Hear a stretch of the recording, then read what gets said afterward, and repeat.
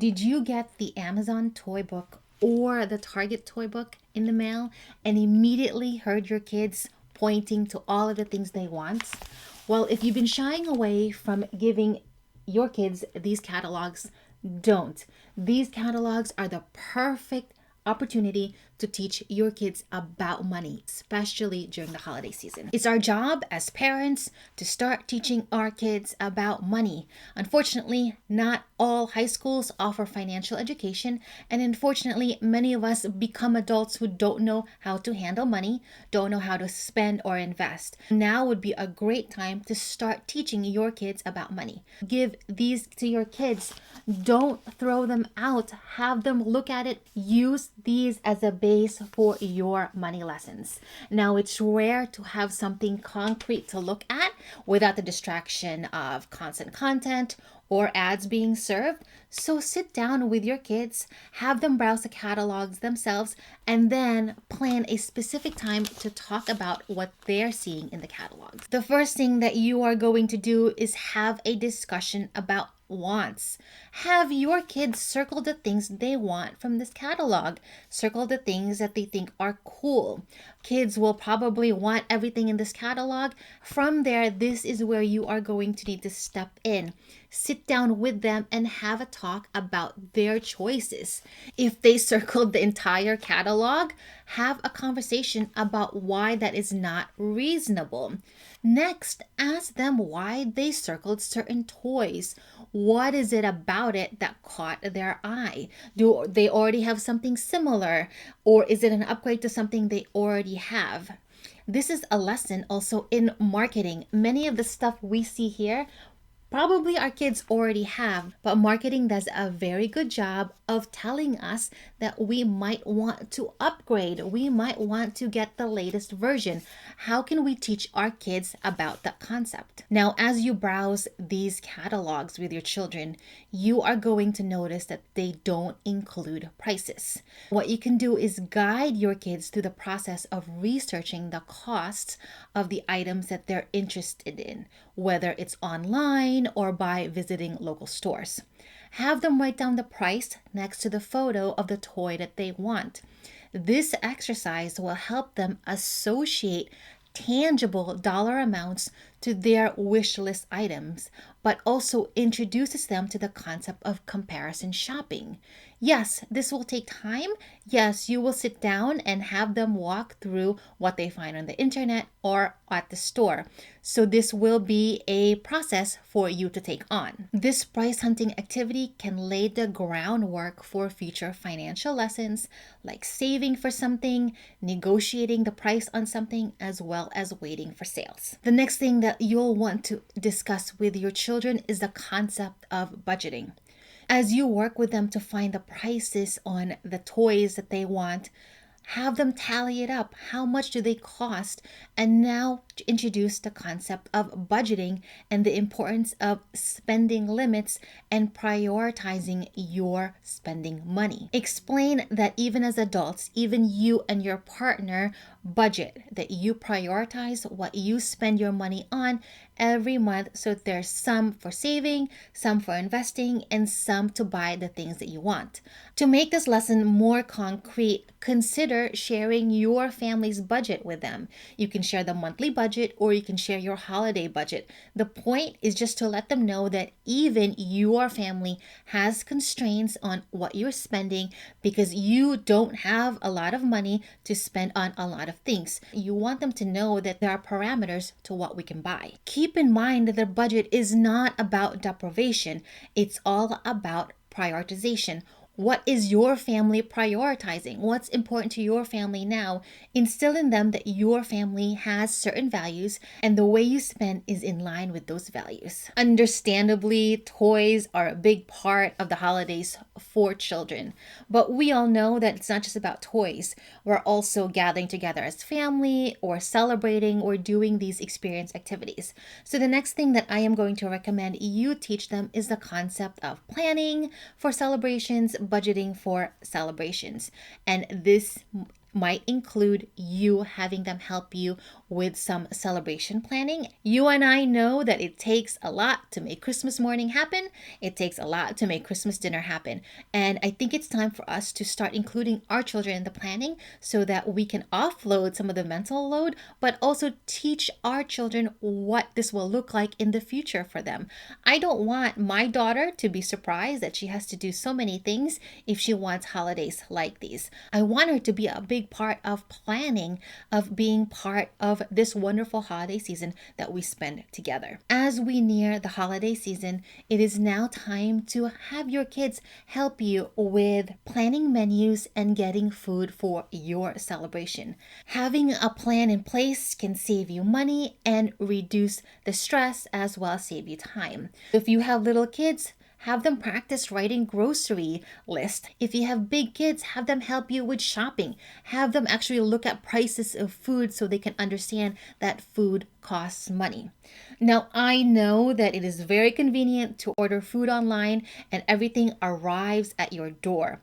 But unfortunately, when we keep all of this work to ourselves, we don't teach our children what it means to grocery shop, to understand prices, to wait for sales. So we need to include them in this planning so they can help plan for food, budget for food, as well as understand the total cost of all of these celebrations. Some concrete lessons you can teach your kids are how to plan a menu, what kinds of foods will you get, and how much will that cost? How many people will you serving at each meal, and how much will that cost per person? What is your overall food budget? Is ham really that expensive? What about dessert? Do you need 3 pies? It can also be an eye-opener for them to see all the work that goes into celebrations, and oftentimes many of these things just end up in the garbage. This can be all the wrapping paper that you've spent so much time putting together. This can be all the food that you spent so much time preparing. So help them understand that a part of what we want to do too is to save our money and not be so wasteful. The next tip I have is to set a good example for your kids. Now, many of us have a lot of past money trauma. We may have seen our parents fight about money. We may have seen instances where money was a sore subject. And a lot of this we've come to internalize, and we've also perhaps been managing our money in a way that was not positive. So now is the time to start understanding your own financial habits and changing as best as you can. Now, children are, of course, very impressionable. Remember that our financial habits have a significant impact on our children's understanding of money management. If they see packages constantly at the door, that might signal to them that it's okay to be spending money constantly buying things online.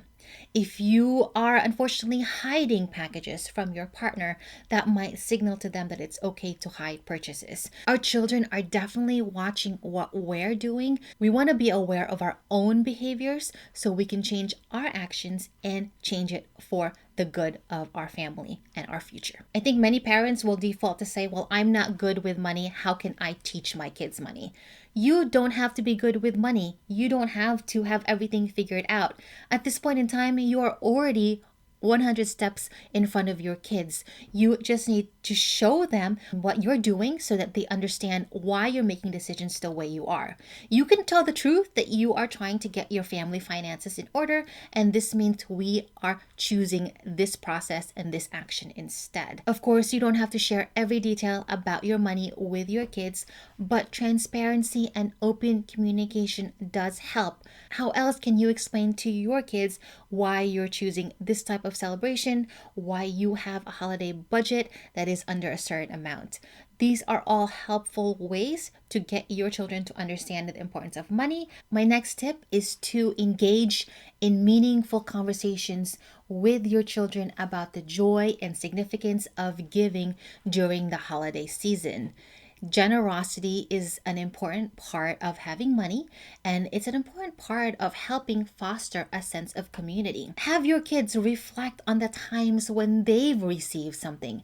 How did that make them feel? How do they want others to feel when they give something? Now, giving is a big part of the holiday season.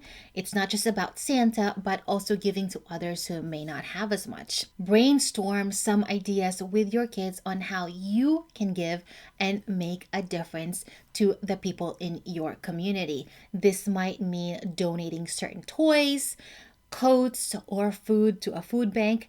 Have them sit down and think of all the ways they can help others in your community. It's important for kids to understand that small acts of giving can make a big difference. So this is another opportunity for you to discuss various social issues happening in your community, in your world, and how different organizations are addressing them.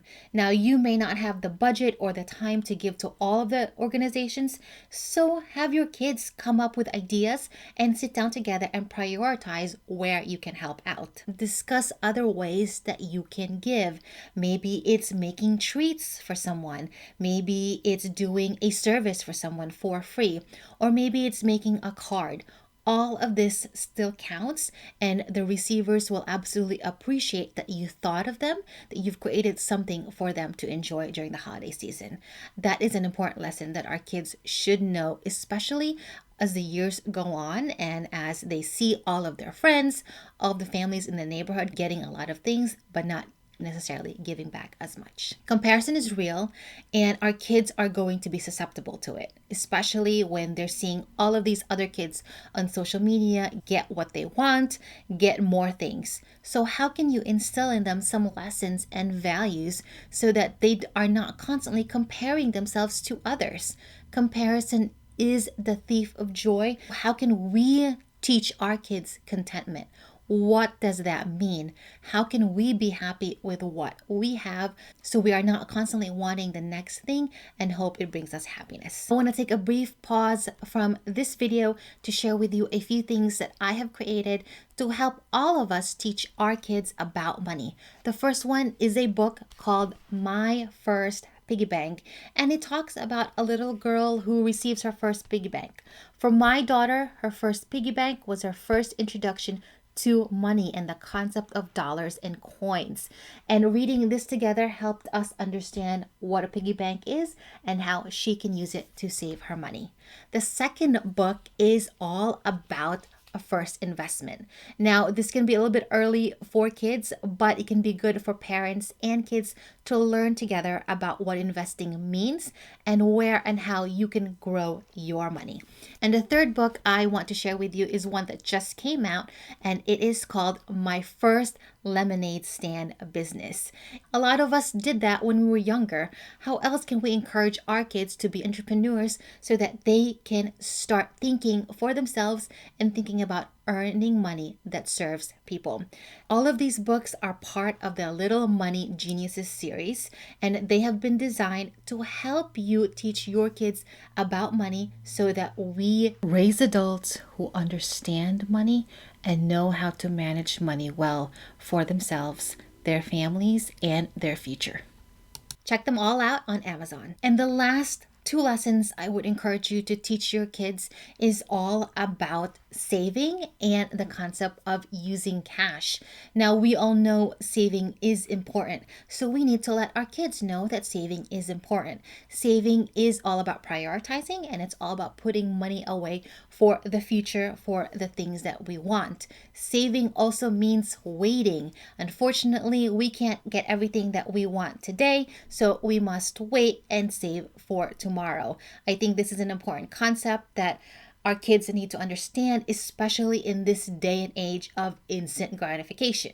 Click a button, get an item. It's hard for us to get away from, but we do need to start teaching our kids all about delayed gratification and saving for the future and what that means if they plan properly. If you have been saving money from the get-go, from the start of the year for the holidays, tell your kids that. Tell your kids why you said no to something that they wanted. It's because you wanted to save it up for the holidays. Let them know that saving is a muscle and they also have to practice it so that they understand that saving is an important aspect of money management, and saving for the future can help them buy the things that they want. And the next thing that I also encourage you to do is work on paying a few things with cash instead of a credit card, instead of your phone, instead of your watch. It's so easy for us to do that. I know it's convenient, but our kids don't know that we're actually losing something, that we're giving something up in order to buy something. This is unfortunately the reality of our age and time. It's 2024. We're in convenience mode. And it's easy for our kids to not think about the fact that, hey, money does get exchanged when we buy something. So, how can we make that more tangible for them? How can we actually show them that we need to give money in order to buy something? All of this behavior, it's can be so automatic that we don't think about it, and we don't see it because it's in a account somewhere. We don't even get statements for it, and it's easily forgotten. So we need to start associating those purchases with an action that we are taking. I hope this video has been helpful to help you teach your kids about money. It's never too late to teach your kids money, and it's never too late to learn about money yourself. Remember, these catalogs are a learning tool, so don't shy away from them. And thank you so much for joining me today. If this video has been helpful, please give it a thumbs up. And if you need more tips to help you manage your money for your family and your future, I want you to check out these 2 videos. And I will see you next time for the next video. Thank you. Bye.